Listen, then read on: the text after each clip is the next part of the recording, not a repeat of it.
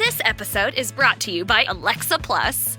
Say hello to Alexa Plus and see how Alexa can do more for you. Need tickets to that last-minute show? Craving your favorite restaurant? Sit back, relax, and talk naturally. Alexa's on it. Alexa learns your preferences to create a personalized experience. And now, Alexa Plus is free with Prime on your Amazon devices, like Echo and Fire TV.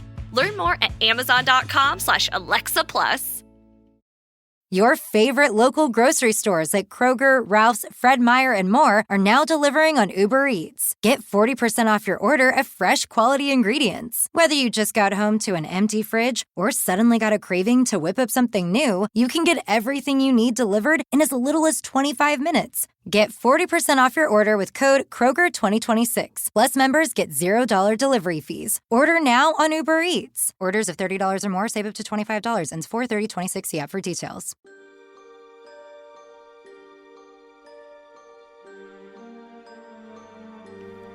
Welcome to Supernatural Circumstances, the podcast where I take you down the rabbit hole into the fantastic world of the strange, paranormal, and the unknown. I'm Morgan Knutson. Come along with me on this week's adventure. This is so exciting for me because I love the state of Maine. I've been fascinated by the state of Maine for a long time. Some of my favorite movies are Salem's Lot, of course, the original 1979 version with David Soul and James Mason, as well as, of course, It, right? It and Welcome to Derry and all of the amazing, bizarre tales that have come out of Maine over the years from authors like Stephen King and many others. But hey, is there any truth to them? Is there anything behind this idea that Maine is just, well, maybe a little creepier than other places? Well, today we're going to talk about that and we're going to find out. Nomar Slevik is a friend of mine who I've been connected with online for quite a long time. He should have been on the show ages ago, but he's an independent creator, he's a researcher, and he's written a lot of books as an investigator of the paranormal. He's shared stories through everything he can think of, documentaries, podcasts, books, everything. And he has a very unique take on many of these stories and his ability to story tell. So I'm really excited to get into this. Buckle in, guys. Here we go.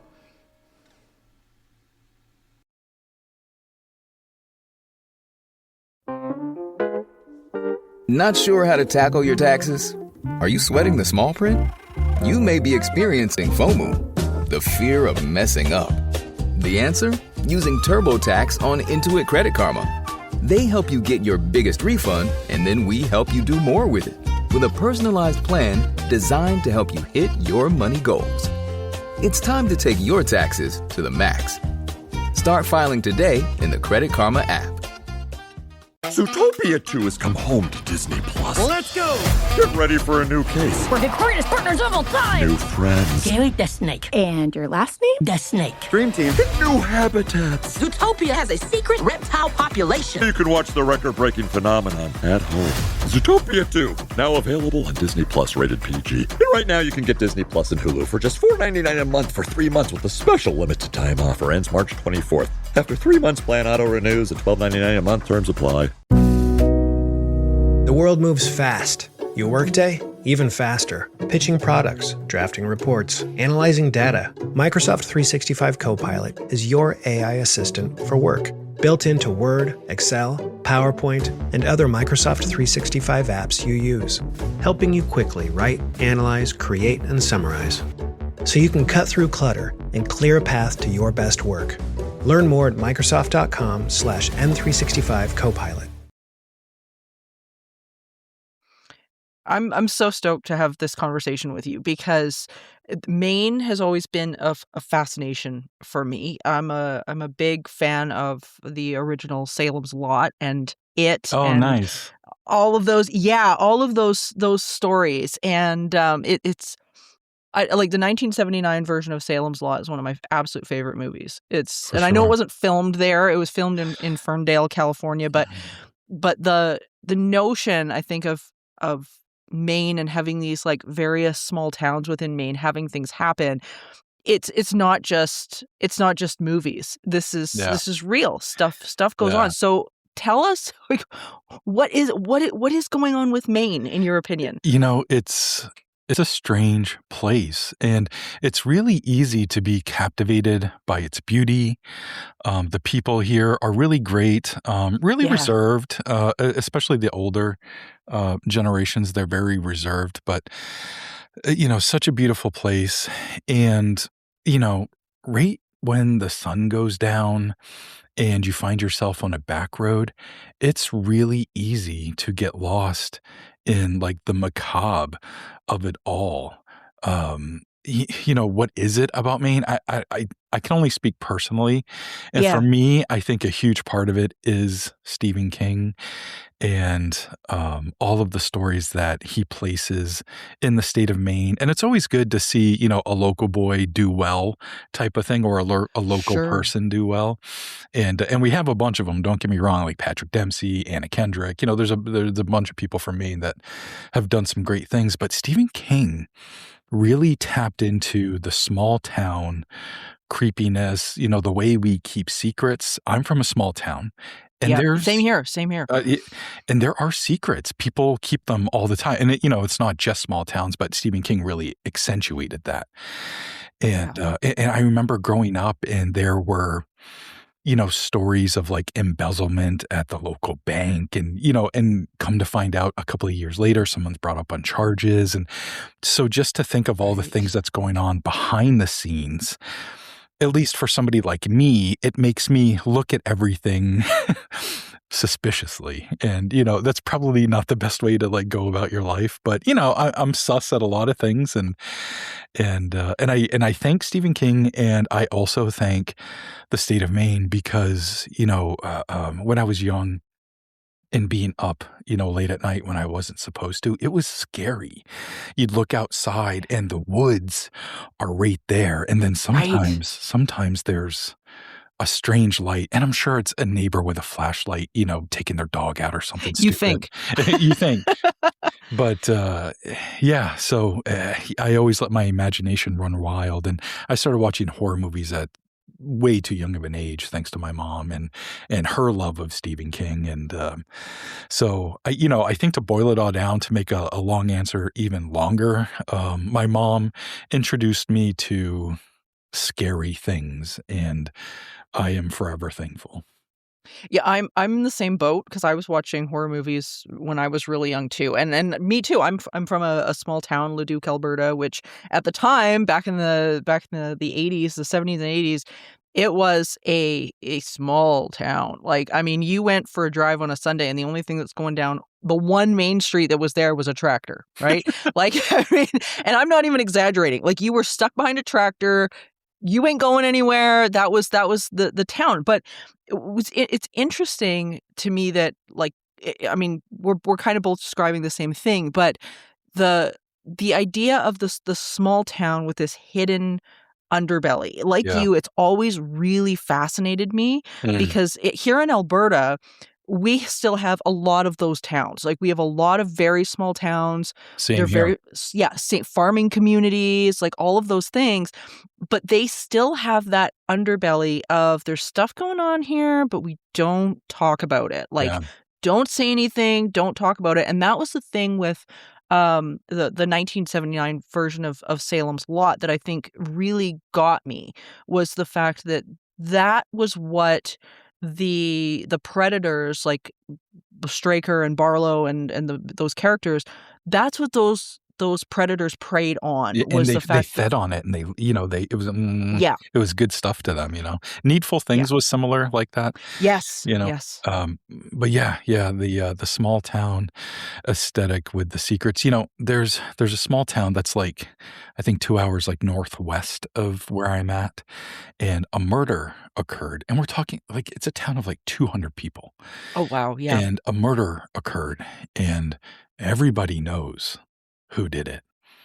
They were brought in to be questioned, and they just don't have the evidence, to convict, to bring it to court. And it's things like that fascinate me, A, and B, that like still occur to this day. It's crazy when everybody can know, Yeah. you know, what somebody has done, and you know, there's not a whole lot you can do about it legally. It's interesting.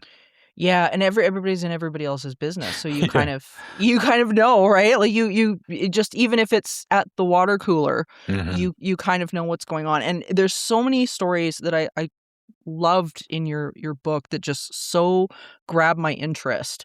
Including the first one, which was the death of a clown. Uh, And immediately, of course, my mind's going to Pennywise, and I'm seeing this I'm seeing this whole scenario. I'm like, yeah. there's some entity in the woods that's, coming. But the death of a clown, I thought it was really interesting and kind of lends to what we're talking about here. Yeah. Yeah.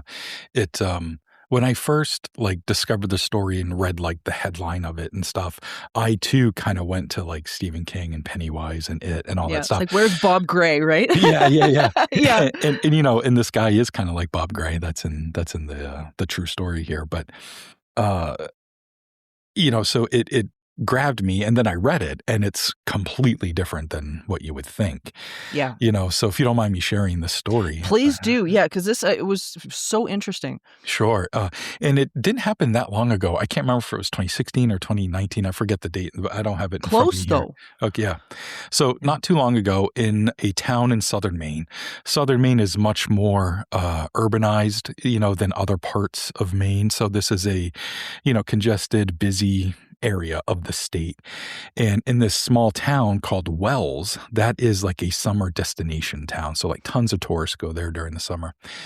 And there is a Hampton Inn and Suites, you know, just a regular hotel that, you know, is all across America. So it's not even one of these tiny little bed and breakfasts or anything. It was a chain. And in the basement of this hotel, they had an event center, and it was typically rented out for, you know, corporations or businesses to come in and have business meetings and things like that. But during the off times and during the summer, they rented it out for a lot of things. And that was family reunions and even birthday parties for kids. And you could get it catered if you want. And on this particular summer day in Wells, a birthday party was going on, and you know, all these kids were invited, and all the parents were invited as well. So it was kind of like a big mingling thing. Everybody was having a good time, and they even hired a clown. So the clown's doing his thing, and you know, he's having a good time, and he's, you know, doing all of his tricks and funny things for the kids. And it's time to take a break. He'd been going for a while. And there was a room for him up on the third floor. And people aren't sure if it was like a staging area, you know, where he actually didn't have the room for the night, or if he had actually rented it himself, you know, for the night. No one's really sure on that detail. But regardless, he's got a place to go. And he goes up there to like take a little break to rest. And he wants to make sure his makeup looks good and everything. So he touches it up in the bathroom. And so he's up there for 15, 20 minutes. And it's time for him to go back to the party. Leaves the room, gets to the elevator, pushes the button, the ding happens, and he walks into the elevator. The problem is the elevator didn't come up. Oh my So God. he stepped into an empty shaft and fell 3 floors to his death. So obviously this was a tragic thing that happened, and the party was immediately stopped. You know, police were called, like all that stuff. And, you know, life goes on, time goes on, and a few years later, a woman from Massachusetts drove up for a little summer vacation, and she is staying at the Hampton Inn and Suites, none the wiser of this event that happened, and happens to rent the same room the clown had on the 3rd floor. So her first day goes great. She's visiting friends. She goes out to eat, comes back, you know, goes to bed, all that good stuff. The next day, she's visiting with friends again, and they're, you know, doing all the shops in the surrounding areas, has a great dinner. She's tired as hell, goes up to the room to go to sleep. And in the middle of the night, she wakes up, has to go to the bathroom. When she gets into the bathroom and flips on the light, the mirror is right in front of her. And in the mirror, she saw what she claimed was a clown's face. And it was, a disembodied face right in the mirror. And she said that the lips were like smeared with red paint, had blue around the eyes, a really pale face that was probably white makeup. And it scared her so much. She screamed and stumbled back and went back into her room. She called the front desk. Some security guards came up. They checked the room. Nobody was in there. And while the security guards are in there, she's like packing everything up. And the front desk is like, we'll give you another room, blah, blah, blah. And she's like, I'm done. Yeah, I'm out. Yeah, that was it. She's all set and packs up and leaves and drives back to Massachusetts that night. She was so upset. Wow. Yeah. So the story goes that she goes home and she draws what she saw the best that she could. And she had a YouTube channel at the time, not many subscribers or anything, and she was more of a lurker than, somebody that put up videos. But she felt so strongly about what she saw. Apparently, she made a little video explaining the story and held up a picture of her drawing. And somebody online saw it. And they are the person that relayed this story on the internet for me to find. Right. And I scoured, the Wayback Machine, YouTube, everything that I could to try to find this video. I could not. But I, at the very least, did a bunch of research into deaths in the Wells area during this time frame, especially with, the Hampton Inn and Suites and all that. And I couldn't find a thing. So I feel like this is probably more folklore or anecdotal than anything verifiable, but this is how folklore starts, Absolutely. And I don't feel as though I'm perpetuating folklore, because if you read the full chapter, or perpetuating a lie or anything, because if you read the full chapter, it does read as, or read the full story, it does read as, it's up to you to decide what you want to believe. I'm just kind of relaying the message of a really fascinating story, but that's the story in a nutshell. Yeah, it's so interesting because it does play off of that idea of the clown and whatnot of the Pennywise lore a little bit. Yeah, so you wonder a little bit if it's maybe stemming from that. But what I've found within folklore stories, especially like this type, or whether it be about creatures or whichever, is that what I usually find that it can be true, it can be false, but it usually gets something right somewhere. So there's usually a kernel of truth within folklore to some degree, whether either the murder happened or somebody did see something, and then the story of the murder formulated around the person seeing this thing in the mirror. Like the Jersey Devil is kind of a good example of that, where the First Nations or then the Pineys that are in the Pine Barrens in New Jersey were seeing, or they called it the place of the dragon, that there was stuff going on. That the town did shut down. New Jersey did shut down and go into lockdown with something wandering around New Jersey. And then the story of Mother Leeds comes out to kind of explain it. Sure. So I wonder if there's something like that kind of going on with some of these stories in Maine as well. Yeah, I'm sure there is. And, that is just one of thousands of examples of, stories like that. This is my ninth or 10th book. I forget at this point, because some books were kind of like companion pieces to like some other stuff. But this is like my 9th or 10th book. And it's been mostly stories from Maine, and I just keep finding them, and like we're there's plenty to go around. So sometimes I try to like expand and reach out beyond the state, which I've done a couple times, book wise, but there's just so much in my own backyard that I find fascinating, and I know the area really well. So it's just really comfortable for me to write about. But it is, there is something to be said to get out of my comfort zone every once in a while. But I think there's something too to be said about doing a deep dive into these places. I'm kind of like that with Alberta as well, Sure. because it just, no matter how much you keep going, the more you find. What I knew about Alberta 5 years ago is completely different than what I know now about stuff that's gone on here. It's crazy. Yeah. And there's been more than just folklore stories there. I mean, you've got so many stories in the Pines that are really bizarre. Like you talk about something called the imitator. Mm, Do you want to talk a little bit about that? Because I mean, sure. this is a whole other. This isn't just some crazy report. This is something a little bit more. Yeah, it's really another word for it is mimics, and those stories. There's very little now in the paranormal under the paranormal umbrella that frightens me or scares me. And mimics and like black-eyed kids too, like kind of scare me. And I got a good black-eyed kid story I could tell you. That's a local one, but Oh, we got to get into that afterwards. sure. But the mimics, though, um, anytime I read a story about it, it's always the most terrifying thing that somebody is doing. It starts out very innocuous.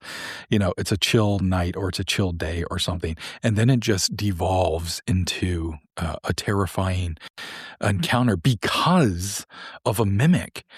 If you're out in the woods and all you're doing is just letting your dog out, and you've done it 1,000 times, like the woman in this imitator story. All she's doing is letting the dogs out. But of course, it's 2 or 3 o'clock in the morning, so there's that different air about it. But while she's out there, something from the woods, from the darkness that she can't see, speaks to her. Yeah. And it's in her own voice. I mean, that's got to be terrifying. Like, I've seen lights in the sky. I think I've seen apparitions. I even saw this cryptid thing a couple of times, and that's all scary. But when you're in the moment, at least for me, I'm like, huh, what was that? You're not really scared. I'm more curious, but to hear my own voice in the middle of the night while I'm outside, like, I really feel like that would terrify me. Just like if I opened the door and there was a black-eyed kid there, knocking on my door at midnight, I'd be like, what the, Oh my gosh. So, but mimics, they can go back centuries, and there's lots of kind of like establishing stories of mimics, but I love it when there's still a plethora of modern encounters. And in a Right. previous book that I had come out called Humanoid Encounters, there's a whole chapter on mimics, and people confronting them. And there was like, for example, with the woman in the Pines book, all she's doing is like a really innocent, easy task, and boom, she's dropped into the middle of like a horror story. She didn't know what to do with herself, and she ran back inside, and was terrified by what happened. And I don't know, I just can't imagine experiencing something like that. That's crazy to me. Well, and all she was doing was just she opens the door, the dog goes out, and she's hearing this thing like just talking back to her basically. Yeah, yeah. I j- It's yeah, weird. it's crazy. It's weird. It's weird. And she has, no idea what happened. It, as far as I know, it's never happened again. It's not. Do you like she remember what it reported said?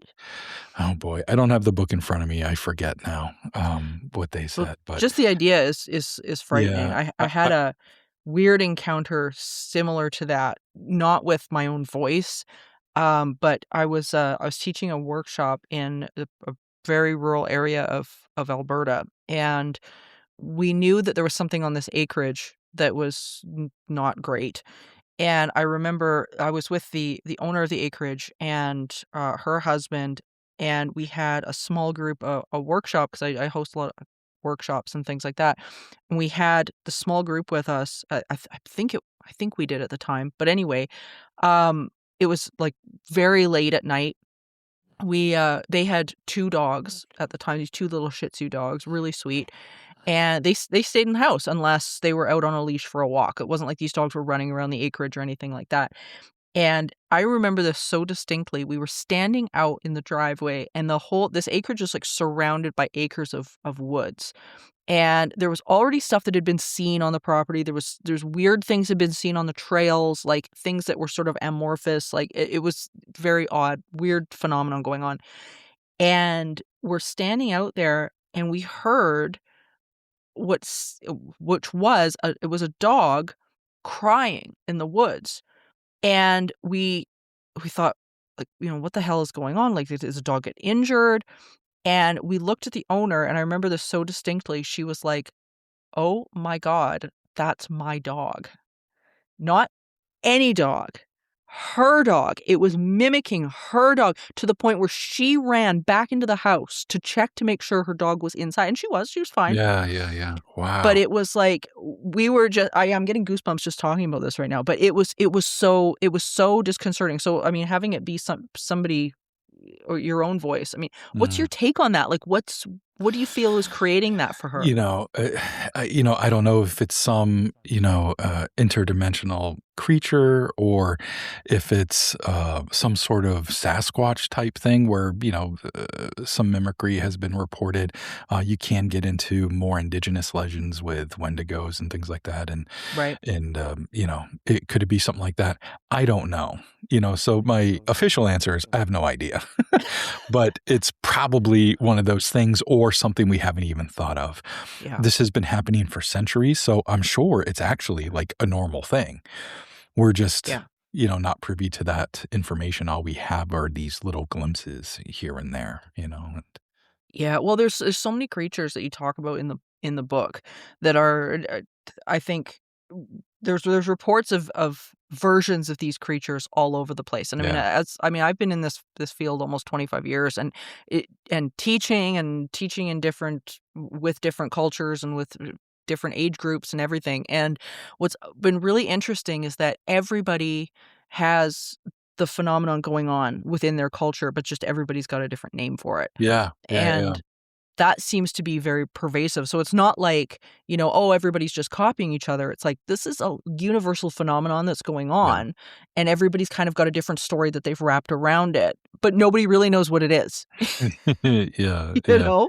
And it's fascinating and it's terrifying. And, there's another account of a pale crawler that some people came across in the middle of the night. And this gentleman was outside and he saw it peeking, from like around a tree, and then it like stepped out and he's seen, like the 7-foot tall, really slender, pale white entity, humanoid entity. And, he's like across like almost a football field's length away from it. And this thing calls out to him and it's like, "Hey, you idiot."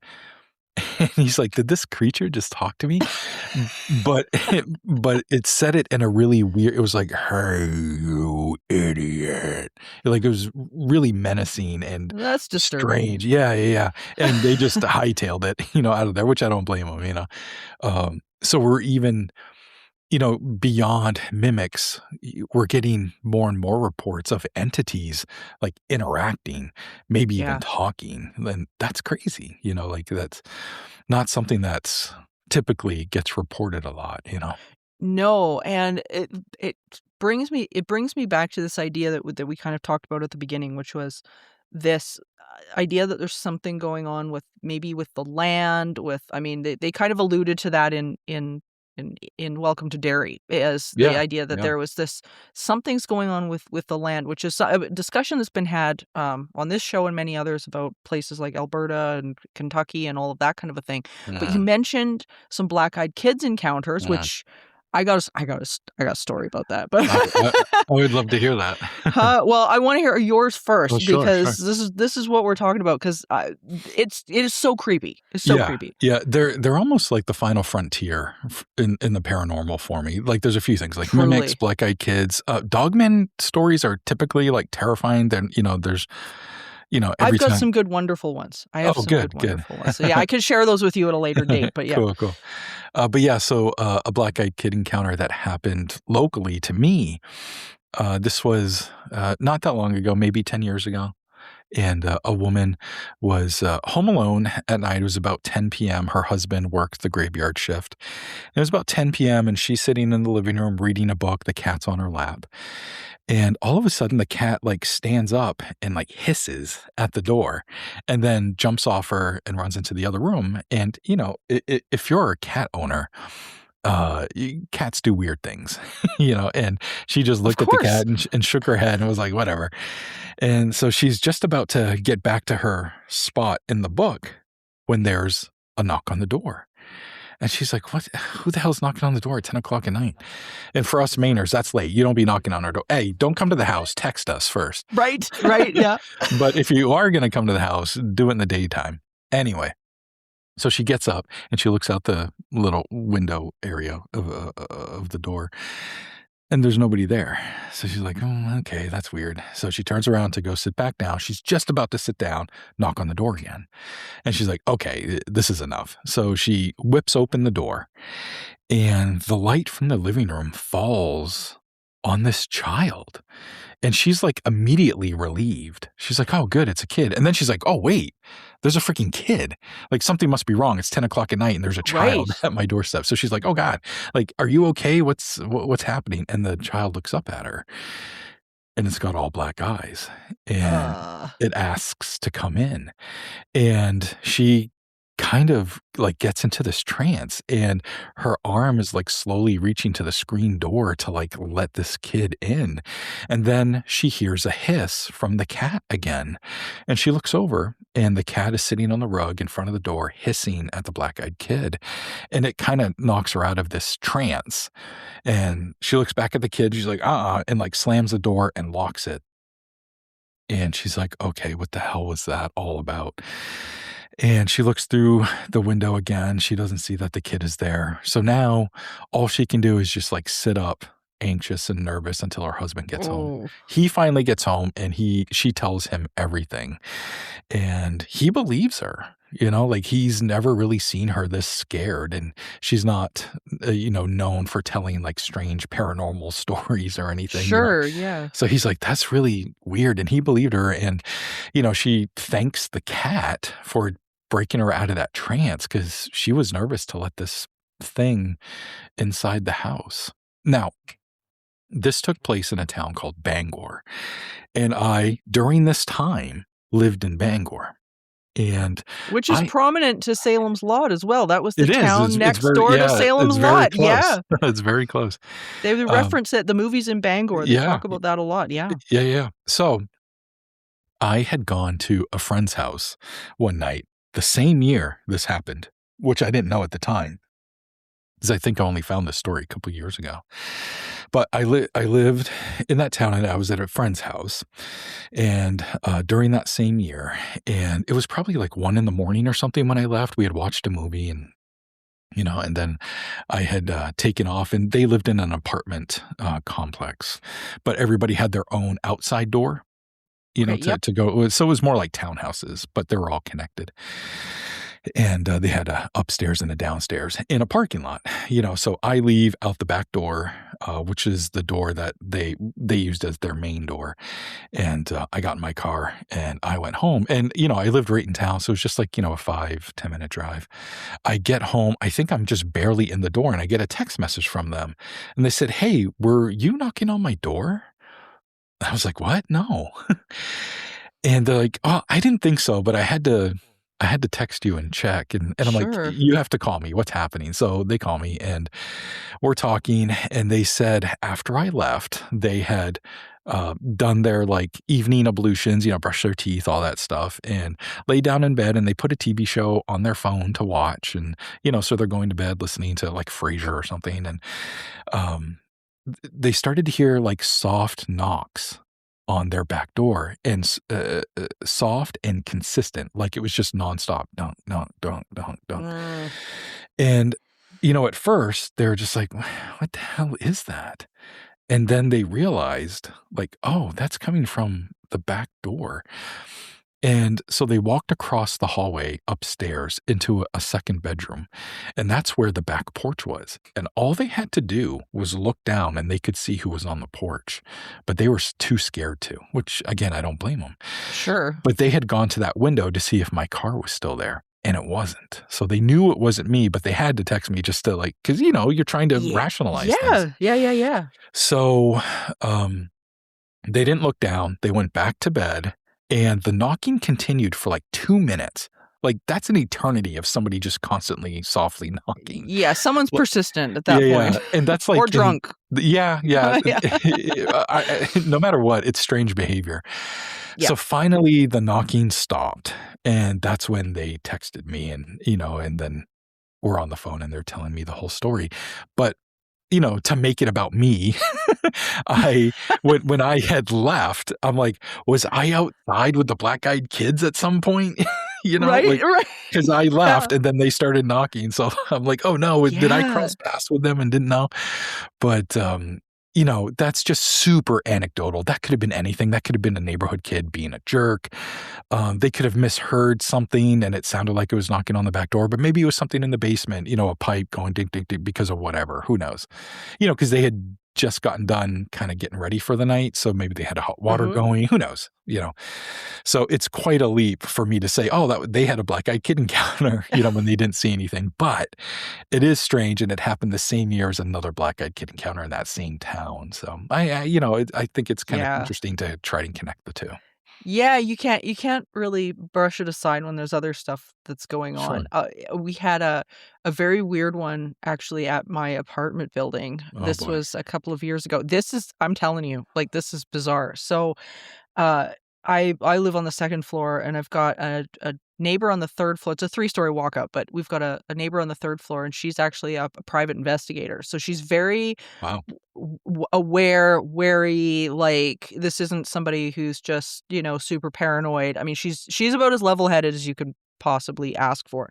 And so anyway, I woke up and it was late. It was probably like maybe 1 in the morning.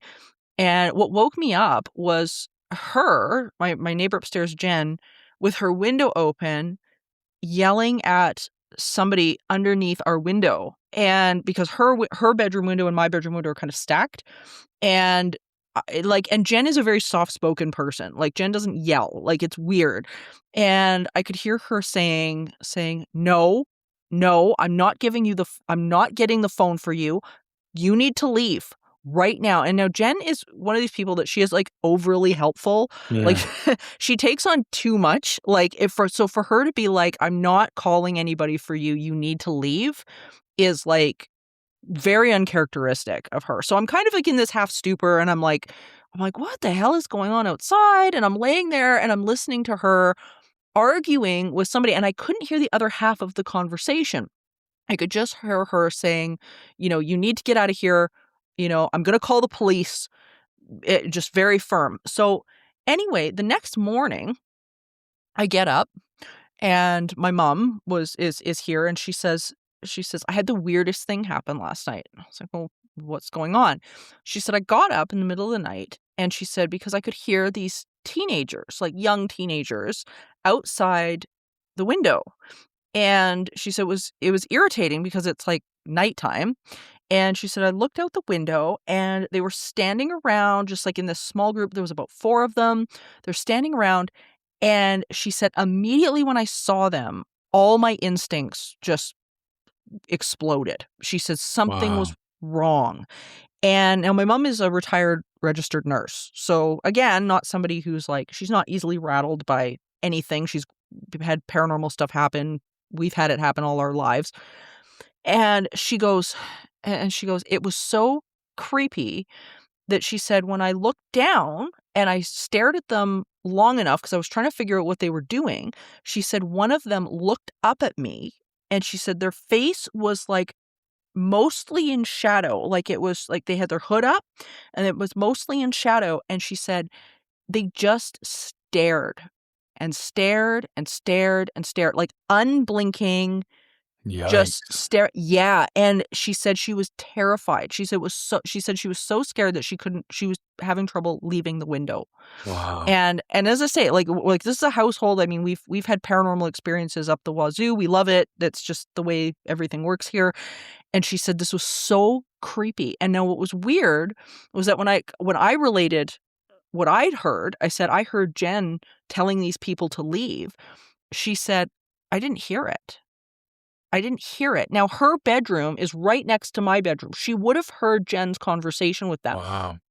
She didn't. And she said she saw them, after whatever they were doing, go around to our front door, which is right beside it's basically right underneath of our balcony. They came in the lobby and tried to get in, and she could hear them at the security door trying to get in, couldn't get in, and they turned around and left. We've never seen them again. Wow.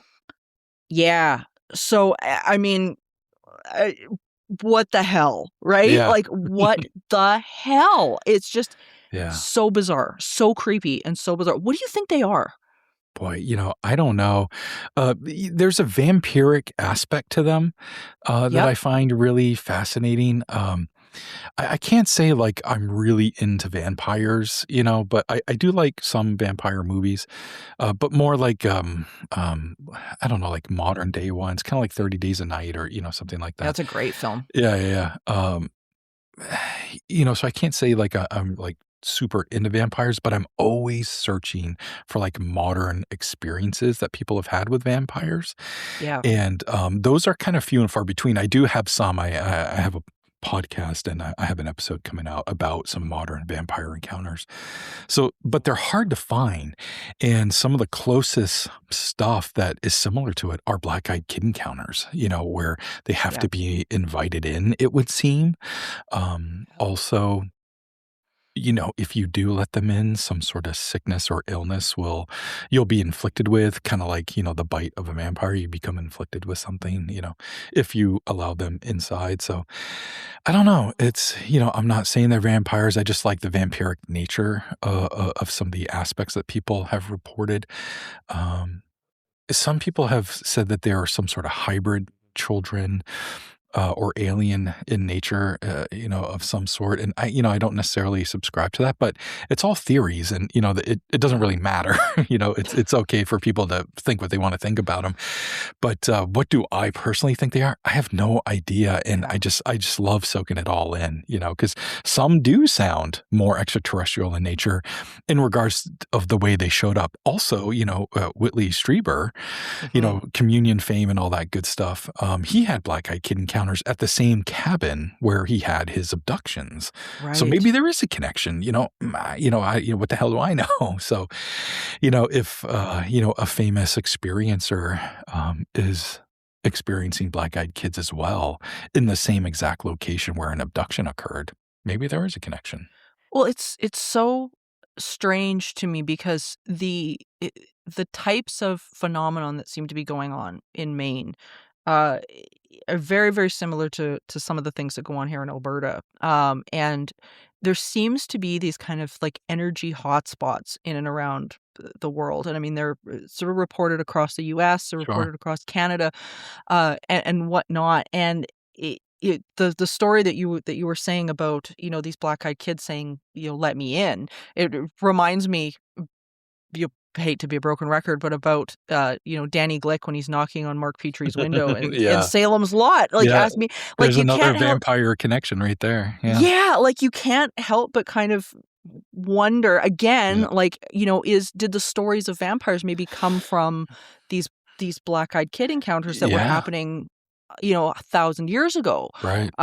You kind of wonder, but this idea of, and I want to touch on this a little bit, this idea of these places that maybe rather than the phenomenon necessarily being connected to each other, but connected to maybe a broader phenomenon that's going on like in the area. Mm. Like I know like we've had really strange things go on here, like almost portal-like things Sure.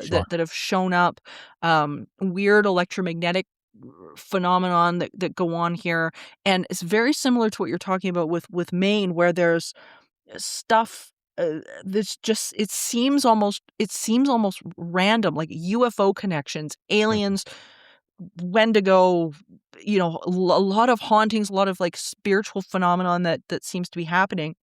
But there seems to be something in and around certain areas. Yeah. What do you think about that? I don't know if it's tied to the land or tied to the area, or are we in this line of some sort of paranormal highway of some sort, Right. which is certainly possible. I just know that if there's an area where I find a really cool story, let's just take Death of a Clown for example. Yeah. Wells.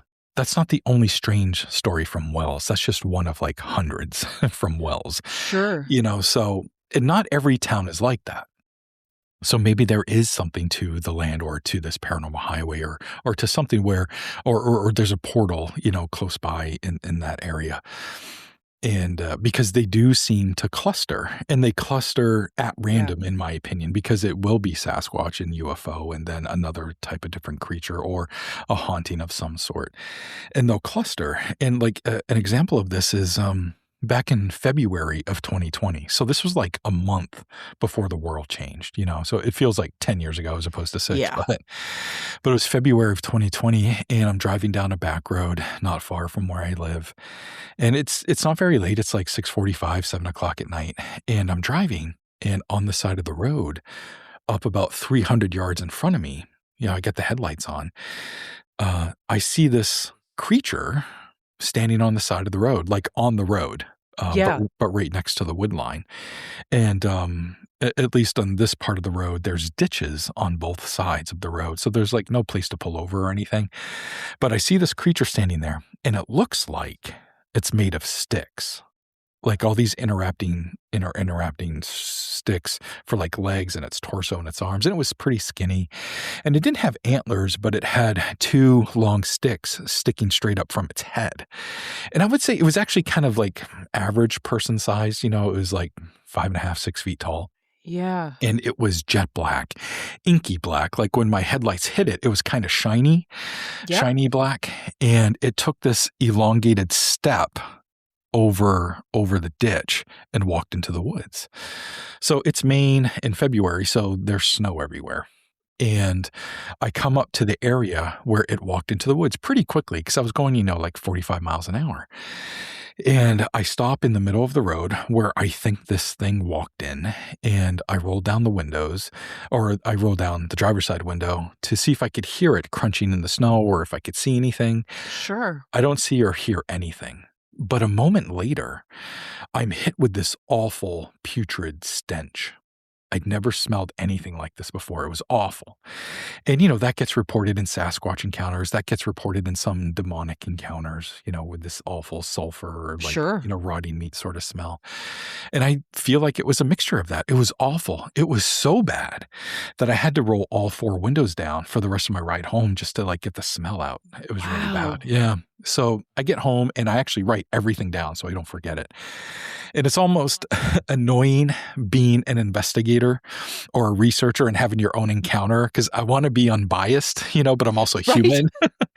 So I'm doing my best to write everything down. And I actually emailed it to a buddy just so they could read it fresh as well, like as soon as it happened. So now this is where the cluster part starts. I never really thought about researching the immediate area where I live. It just didn't occur to me.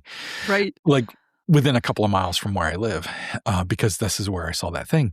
So I'm researching that, and all of a sudden I'm finding there's a ton of UFO encounters that have happened right in this area. So there was this one encounter that was literally probably, less than a mile from where this sighting that I had took place. But it was about 30 years prior, but this UFO was hovering over the water. I live close to the ocean. This UFO was hovering over the water, and these people were driving this Jeep. And they see the UFO, and it almost seems like the UFO sees them, and it comes over just by the treetops, and it's pacing them now as they're driving. And they're like, holy crap, look at this thing. This is crazy, And it's this guy, and he's driving with 2 women, and one of them needs to be dropped off. I think one was his girlfriend and one was her friend, and they needed to drop her off at home. So they had to stop the car on the road to let her out. And of course, everybody wanted to get out and look at the UFO because when they stopped, the UFO stopped. So they all get out and they're looking at this UFO, and now it's right over the car. It's not where you can touch it, but it's treetop level, but over the car. And then it moves down the road just a little bit, and it seems really bright, but it's not shining any light down. But it's really bright. It's so weird. And the guy walks underneath it, and he's holding his hand up, and it's not even shining any light on his hand, but they can see how bright it is. It's just a really weird, that's not making sense to them, So now he's right underneath it, and he's looking up, trying to, the underside of it, and he kind of sees inside of it, and he sees these weird geometric shape things, and he's like, what the hell is that? And they're like, don't get under it. Stop, come back, And so he finally starts walking back. And it's almost like the UFO grew bored of them because it it ascended a little bit, went back over the water, and then eventually like shot off. So, but I never would have known that story if I hadn't had my own encounter right Yeah. in the same area. So I keep researching, and now I have 10, 12, 14 different encounters right from this area. So is there some sort of portal happen, or is this a cluster spot, or what's going on? Because it's not like it all happened in the same week or even the same year. We're talking decades where Yeah. things just continued to happen, and some people notice them and some don't. It's wild. Well, and the frequency is alarming. Like when you think Mm. about the amount Yeah. of things that's going on, and that's just what's been reported. Exactly. Yeah. Like I don't know about Maine, and I'm assuming it might be similar to here, which is because it's kind of got that small town mentality. Yeah. Not everything gets reported. You Yeah. don't talk about it maybe as much as you talk about it, say, if you lived in, Yeah. I don't know, New York or something like Yeah. that. But I would imagine even there, I'm sure it's not just a topic of conversation people are bringing up all the time. And No. I'm sure people have individual encounters and like, oh, I'm just going to, back up slowly sort of thing and not say anything because I don't want people to think I'm crazy. I had, this was probably over 10 years ago now, but I had a conversation with Peter Davenport of New Fork, and we were talking about, frequency of people reporting. And like in his opinion, for like every report of a UFO, there's probably 100 that go unreported. So if you're going by just a number like that, think of all the unreported cases that could be out there. Yeah. It's wild to think about. And I don't think he's wrong. Yeah. Well, I remember when I was really, really knee deep in some of the dogman research here in Alberta, because we've got a lot of them here. I can imagine. And yeah, they're wonderful. I've had wonderful experiences with them across the board. But what was interesting was that there's no written reports of them. If you start digging, like there's maybe one or two.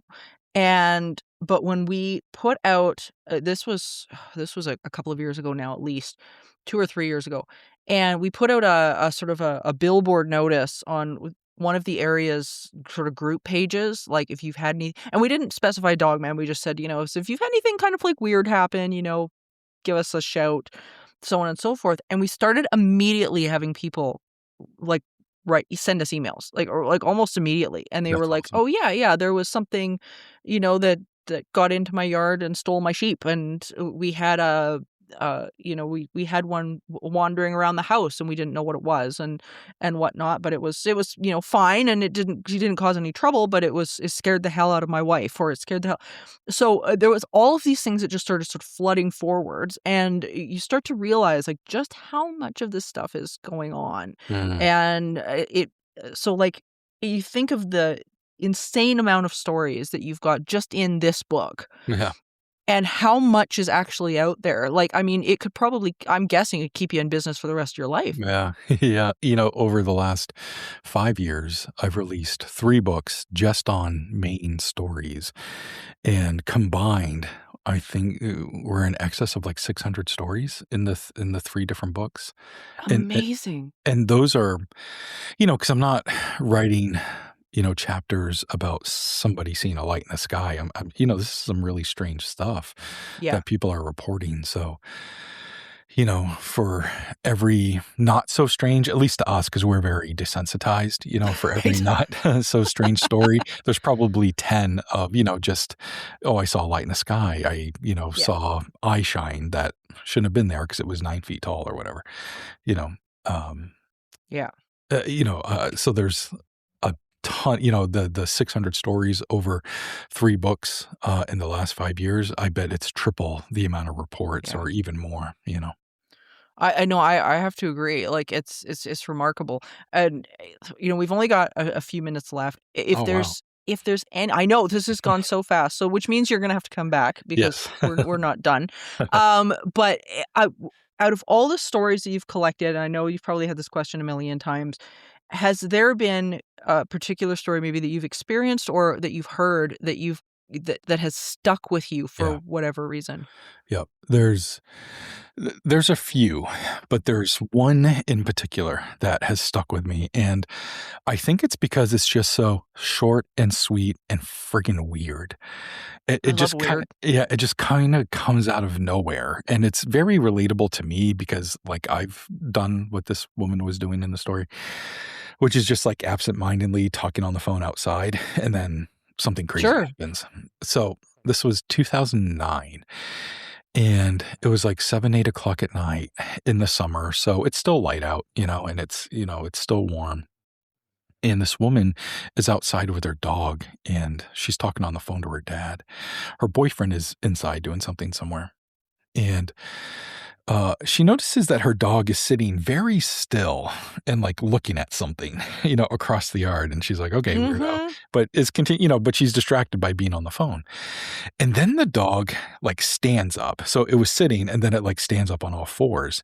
And it hasn't moved yet, though, and it's staring at something, and there's this really deep, low, guttural growl that it starts to produce that she's never heard the dog do before. She's heard it growl, she's heard it play growl, she's heard it bark. She's never heard this. It was weird. And so she's looking at the dog like, what the hell? And she sees that the dog is rigid, staring at something across the yard. And so she like follows its gaze across the yard, and at the base of this tree, she claims to see this gray alien knelt down, looking right at her. And she Holy. said this thing was so gangly that it was like all arms and legs, so she could tell that it was really tall, even though it was like kneeling down. And so she's talking on the phone with her dad, and she's like, I gotta go. And so she's starting to like hang up the phone and like put it in her pocket.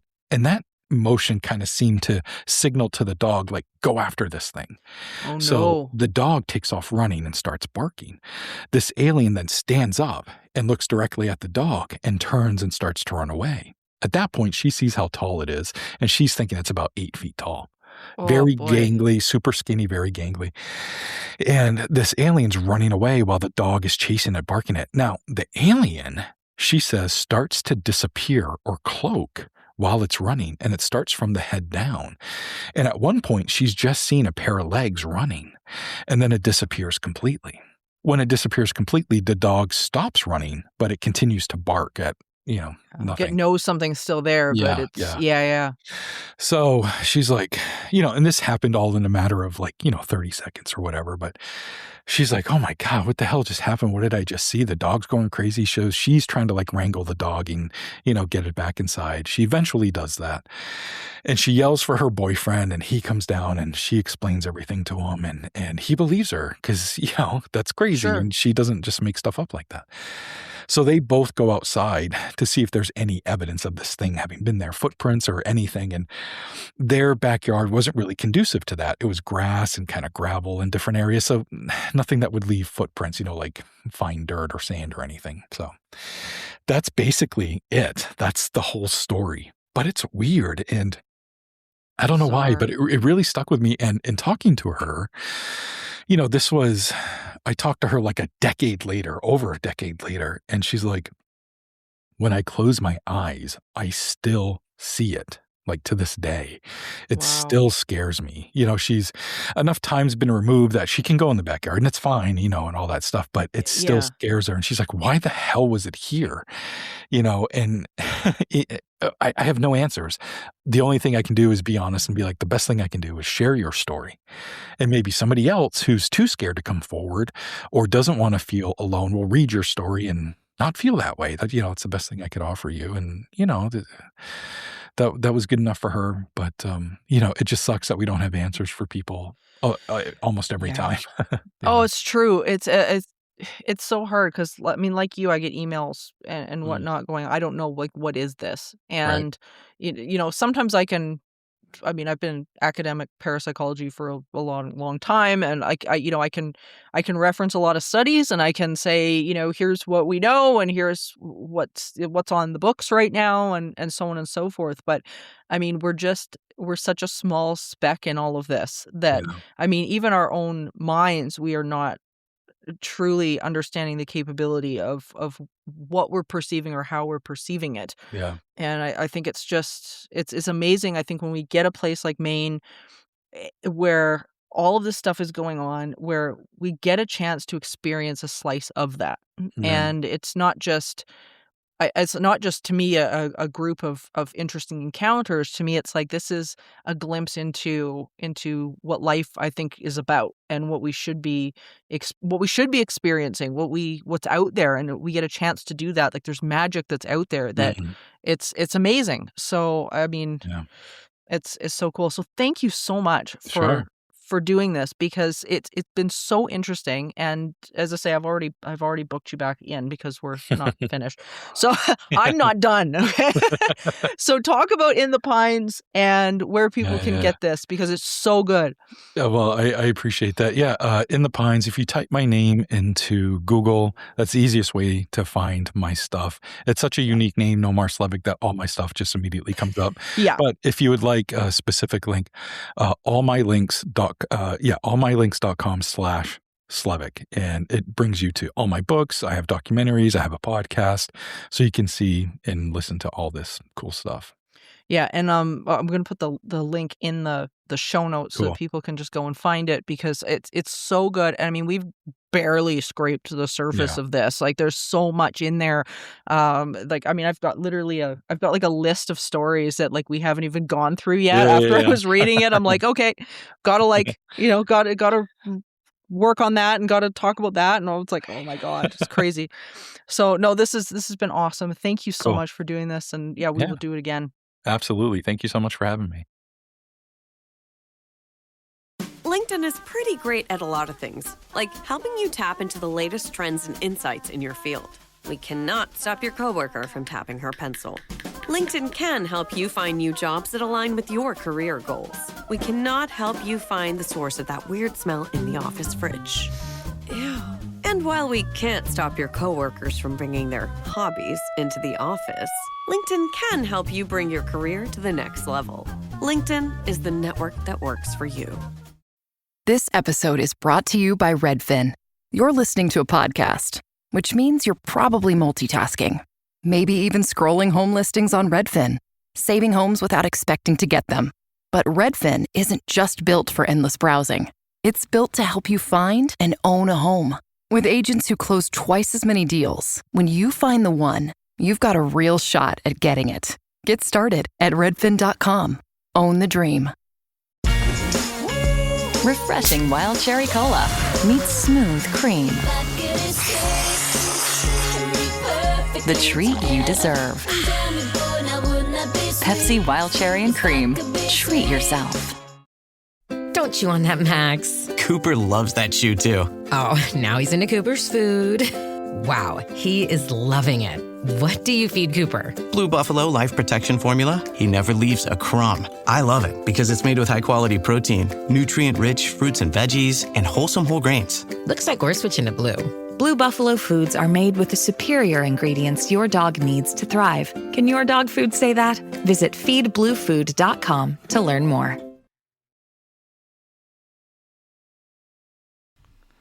Well, what a cool bunch of tales that was. Is anybody else packing their bags for Maine?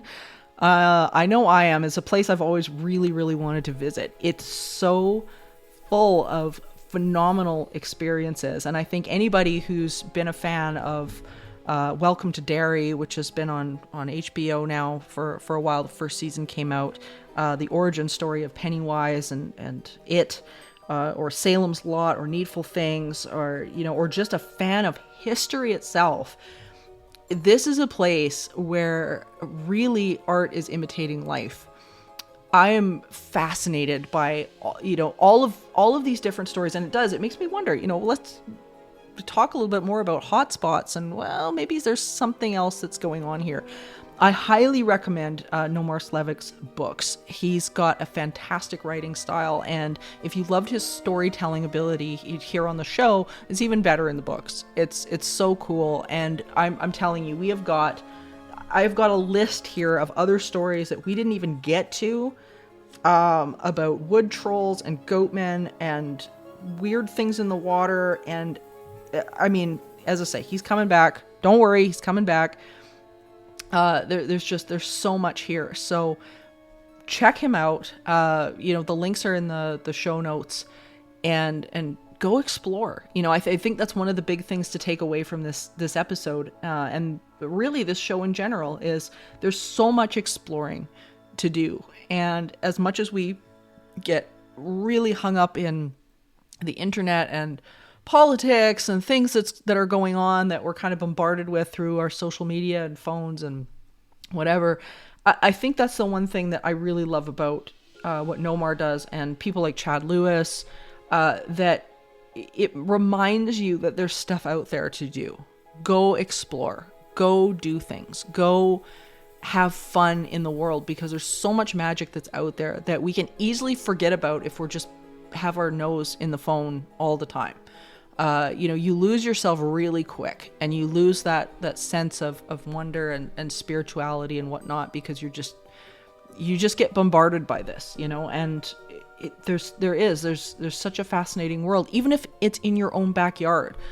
People think you've got to travel to, the UK or Europe or the US or wherever, that you've got to have money to go travel to these places. Oftentimes, like in Nomar's case, it's in your own backyard and you don't even know, because nobody's put it out there. Nobody's done the research.